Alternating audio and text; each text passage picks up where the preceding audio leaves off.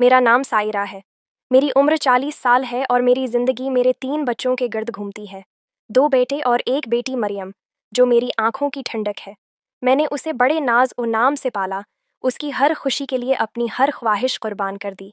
जब उसके लिए रिश्ता आया, तो हमें फ़हद बहुत पसंद आया। तालीम याफ्ता, बाअखलाक और बज़ाहिर संजीदा लड़का। मेरे शौहर अहमद और भाई शाकिर ने भी हामी भर ली। मैंने इत्मीनान का सांस लिया कि मेरी बेटी एक महफूज और खुशहाल घराने में जा रही है।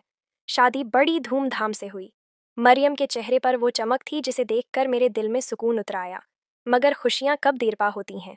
शादी को 3 माह ही गुजरे थे कि मैंने मरियम की आंखों में उदासी महसूस की।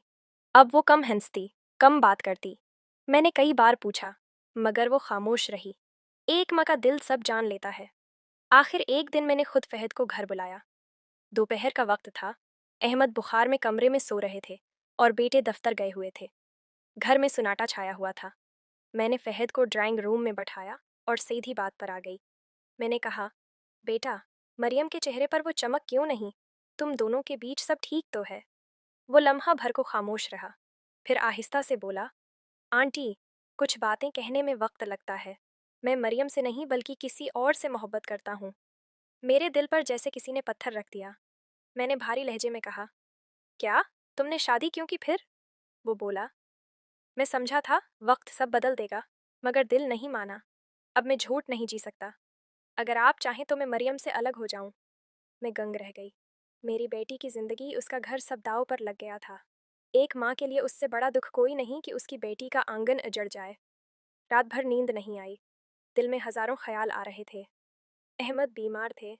मरियम की दुनिया बिखरने को थी और मैं बीच में एक ऐसी लड़ाई में फंस चुकी थी जहां कोई रास्ता साफ नहीं था। अगले दिन मैंने फहद को फ़ोन किया। मैंने कहा, अगर मरियम की खुशी तुम्हारे किसी फैसले से जड़ी है तो मैं कुर्बानी देने को तैयार हूँ, मगर मेरी बेटी का घर नहीं टूटना चाहिए। मेरी आवाज़ कांप रही थी, मगर दिल में एक माँ का इज़्म था। उसके बाद फहद का रवैया बदल गया। वो मरियम के साथ बेहतर होने लगा। हंसी खुशी वापस आ गई। मरियम के चेहरे पर वही रोशनी लौट आई।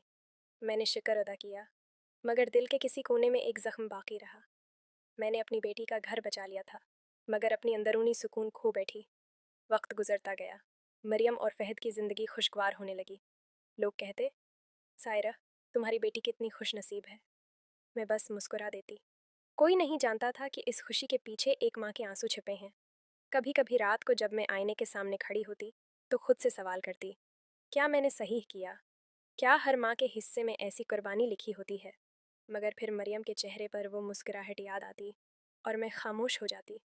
शायद यही माँ होने की हकीकत है, खुद जलकर भी रोशनी बांटना।